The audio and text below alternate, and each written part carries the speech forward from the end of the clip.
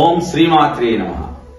అయోధ్యలో బాలరామునికి ప్రాణ ప్రతిష్ఠ చేయాలని అందరూ ఆసక్తిగా వేచి చూస్తున్న నేపథ్యంలో బాలరాముడిగా ఎందుకు ప్రాణ ప్రతిష్ఠ చేయాలి, కోదండరాముడిగానో పట్టాభిరాముడిగానో ఆ రామచంద్ర ప్రభువును అందరం ఆలయంలో దర్శించుకోవచ్చు కదా, అలా ఎందుకు చేయటం లేదు అని చాలా మందికి సందేహం కలుగుతుంది. రాముడు జన్మించిన అయోధ్యలో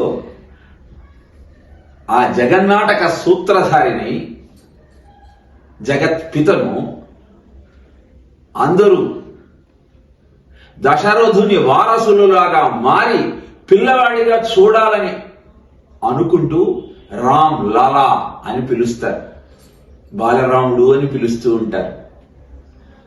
నిజానికి వాల్మీకి రామాయణంలో బాలకాండలోని 18వ సర్గలో ఆ పిల్లవాడికి పేరు పెట్టమంటూ కౌసల్య దశరథులు వారి గురువు అయినటువంటి వశిష్ఠుణ్ణి అభ్యర్థించినప్పుడు వశిష్ఠ పరమప్రీతో నామాని కృతవాన్ స్తదా అంటాడు.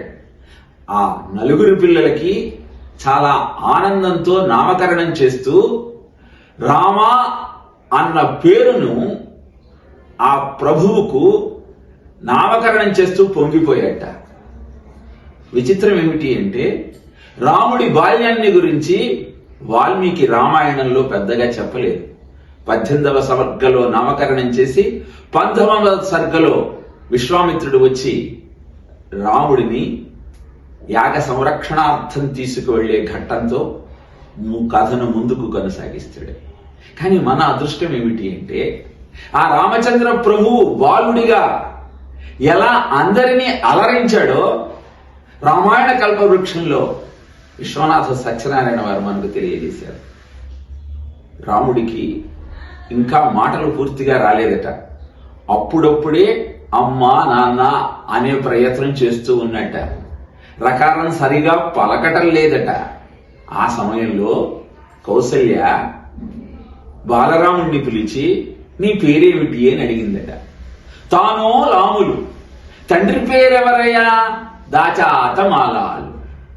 అవులే, నా పేరన అమ్మగాలు అనగా కౌసల్యనాగా తండ్రి అనబోయి రాక కనుల నీరు పెట్ట కౌసల్యగానునే కానులే అమ్మలే అని ప్రభున్ కౌసల్య ముద్దాడిడిన్ అని తెలియజేస్తారు.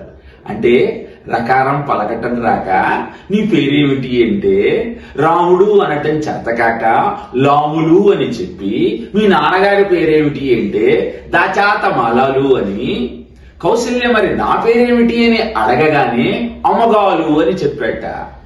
అమ్మగారు కాదు నాయన, కౌసల్య అనాలయ్యా అని చెప్పితే ఆ సంయుక్తాక్షరాలను పలకటం చేతగాక ఎడవటం ప్రారంభించాట.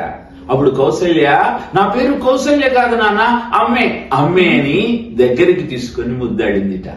అద్భుతమైన ఈ బాల్య లీలలు తలుచుకుంటే హృదయం ద్రవించటం లేదు. అద్భుతమైన ఈ ఆనందాన్ని ఆ బాలరాముణ్ణి అయోధ్యలో రామాలయంలో చూస్తూ మురిసిపోవాలన్నదే అందరి సంకల్పం. నిజానికి ఆ రామచంద్ర ప్రభువును సంకన వేసుకొని అన్నం తినిపిస్తూ ఆకాశంలో ఉన్న చందమామను చూపించిందిట కౌసల్య. చందమామ రావే, జాబిల్లి రావే అంటూ పాట పాడటం ప్రారంభించింది. అది చూసిన రామచంద్రునికి ఆ చందమామను అందుకోవాలనిపించింది. ఏడవటం ప్రారంభించాడు, ఆ చందమామను నాకు అందేమని. ఏం చెయ్యాలో తెలియని సమయంలో దశరథుడు నవ్వుకొని ఒక అద్దాన్ని తీసుకువచ్చి అద్దంలో చంద్రబింబాన్ని చూపిస్తూ తీసుకోమన్నట్ట. అప్పుడు రాముడు సంతోషించాట. ఏమిటి ఈ కథలోని అంతరార్థం? చిన్నతనం నుంచి మనకు ఎందుకని ఈ కథను చెబుతారు అంటే, తల్లి పిల్లవాడికి తల ఎత్తుకొని జీవించే విధంగా మార్గదర్శకం చేస్తే అలా జీవనయానాన్ని కొనసాగించేటువంటి కుమారుడు ఆ లక్ష్యాన్ని అందుకోవడానికి కావలసినటువంటి సాధనాలన్నింటినీ తండ్రి సమకూరుస్తాడు. మరి మనం ఏం చేస్తున్నాం? పిల్లలకు ట్యాబ్ ఇచ్చి తల దించుకోవటం నేర్పించి ఆ దృశ్యాన్ని చూస్తూనే అన్నం తింటాడని గర్వంగా నలుగురికి చెప్పుకునేటువంటి దౌర్భాగ్య స్థితిలో ఉన్నాం. ఎప్పుడైతే భారతదేశంలో ఉన్న తల్లులంతా పిల్లలకు తల ఎత్తుకొని జీవించడం ఎలా నేర్పిస్తారో అప్పుడే అందరము ఆనందంగా ఉంటాం. ఈ సత్యాన్ని అందరికీ అందజేయటం కోసమే బాలరాముణ్ణి అయోధ్యలో రామాలయంలో ప్రాణ ప్రతిష్ఠ చేసి మరి అందరికీ మార్గదర్శకం చేస్తూ ఉన్నారు.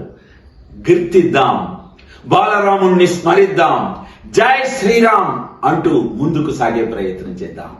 ఓం